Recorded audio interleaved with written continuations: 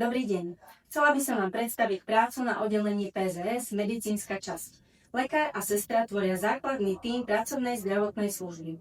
Ako podporný tím sú administratívni zamestnanci. Náplňou práce administratívneho zamestnanca je okrem iného objednávanie lekárskych prehliadok do ambulancií v Prievidzi a v Bratislave a aj po celom Slovensku. Ďalej kontrolujú podklady k fakturácii od zmluvných lekárov a evidujú lekárske posudky. Chceme vám ukázať, ako vyzerá lekárska prehliadka od začiatku až po jej koniec. Viacerí z vás ju u nás absolvovali a vedia, ako to približne vyzerá. A ostatným to ukážeme.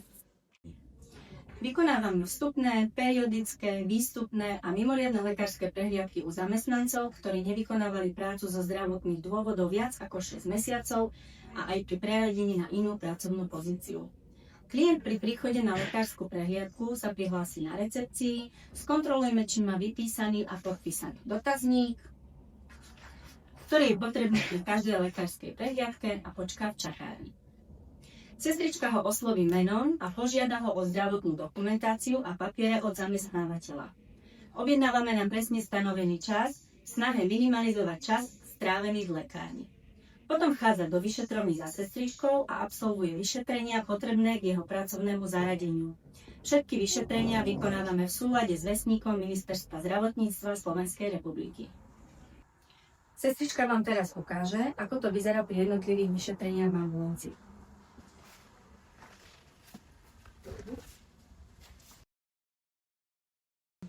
Dobrý deň, teraz si ukážeme, ako u nás prebieha lekárska prehliadka.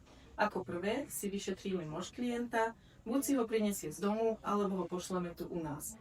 Ďalej pokračujeme orientačným vyšetrením zraku, kedy nám číta z týchto tabuliek, vyšetrením farbocitu, na to slúžia tieto tabulky. Pokračujeme meraním krvného tlaku, meraním svalovej sily rúk, kedy nám klient chytí prístroj, stlačí celou silou.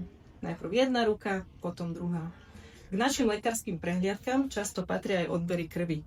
Buď odoberáme krv priamo zo žily, kedy krv posielame do laboratória na vyšetrenie, alebo ide o odbery z prsta, kedy vieme zistiť glykémiu, kyselinu močovú alebo cholesterol.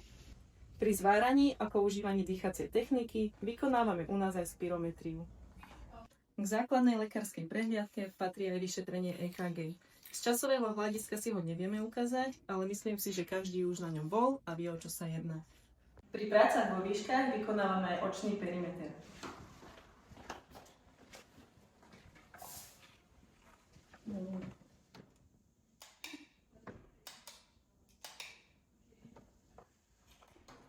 K výškam patrí aj vyšetrenie vstupu audiometriu, ktorú vykonávame v takejto kabinke.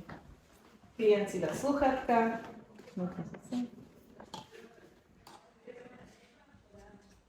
chytí si senzor do ruky, my mu púšťame rôzne tóny, písklavé, dunivé a hneď ako počuje tón, stlačí.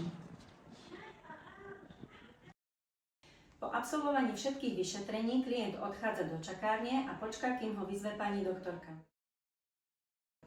U nej absolvuje lekárskú prehliadku do približne 20 minút a vychádza s potvrdeným tlačivom lekársky posudok o zdravotnej spôsobilosti na prácu. Je tam buď záver A, B. Spôsobili s dočasným obmedzením alebo C.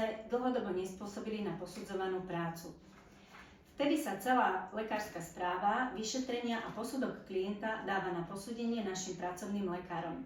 Pre Prievidzu je to doktorka Brezovická a doktorka Vavricová a pre Bratislavu je to doktorka Kánovská-Pašková. Ďakujeme za pozornosť a dúfame, že touto praktickou ukážkou sme vám aspoň trocha priblížili našu prácu. Lebo ako sa hovorí, je lepšie raz vidieť, ako 100-krát počuť.